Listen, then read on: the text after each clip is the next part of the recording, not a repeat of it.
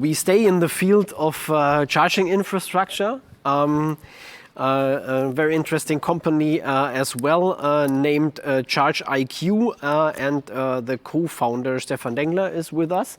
A warm welcome to you, and we're looking forward to your presentation about ChargeIQ. Sure. ChargeIQ, you started in the field of charging infrastructure. What was the motivation behind it? Exactly, yeah. Like my co-founder Volker, he drives electric vehicles for 7 years now, and he was like one of the first e-mobilists, and he noticed, okay, it's really hard to charge up the car like everywhere with his friends or like different facilities. So he said there must be a solution to charge my car and also to pay my bills over there. I don't want to get it charged for free, it's okay if I pay, but there is no solution. So there must be a solution, and that's what we did.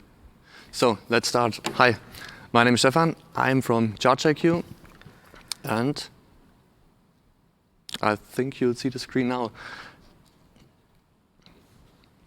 Today I tell you how sharing EV charging station generates value for both owners and users. And first, some words about ChargeIQ. ChargeIQ consists of 12 employees, and we were founded last year, and we have some first technology proofs from pilot projects I'll tell you later on. But what does ChargeIQ do? What's the thing we offer you? Our goal is to make charging infrastructure accessible and easy payable or billable. And for example, I'll show you this picture. Some weeks ago I went to the courthouse in Stuttgart and I tried to charge my car, but there was no solution to charge it. So I asked the house technician and I tried to charge it at a charging point, but it didn't offer me any solution. So I noticed that even today our charging infrastructure is not as intelligent as it should be. Another solution was my co-founder Tin. He tried to charge at our new investor, and you can see in the background there is charging infrastructure, and you may think, okay, why is this guy charging at a Schuko plug-in? The thing is pretty easy. There was no access for him.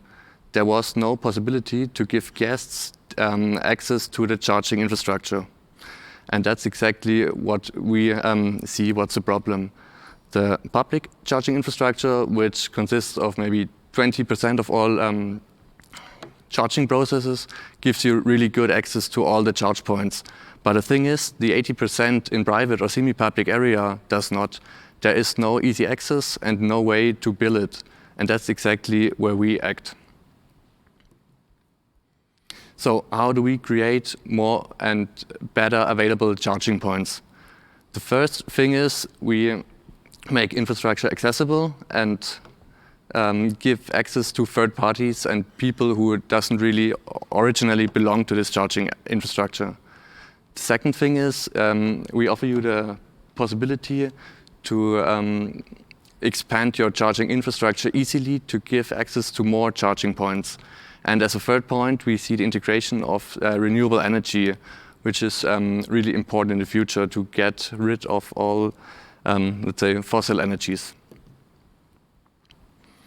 In the last time, we had some different governmental programs where we checked our solution and we noticed one big pain point. And this is the already mentioned access and possibility how to bill, how to get easy access to different charge points. So I'll show you now a graphic where we started our pilot project. It's called Bürgerladenetz Baden-Württemberg. And this takes place in the really rural area in Albstadt-Sigmaringen.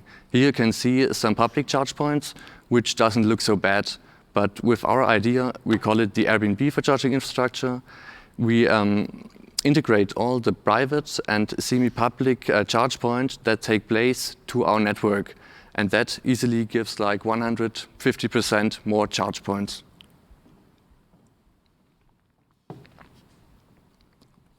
And that's our product. We say we give you a user management to give access to your own charge point so that you don't get charged or get a bill for your own charging process. We integrate all the roaming partners that like the EMPs, the electromobility providers, get access to your charge point.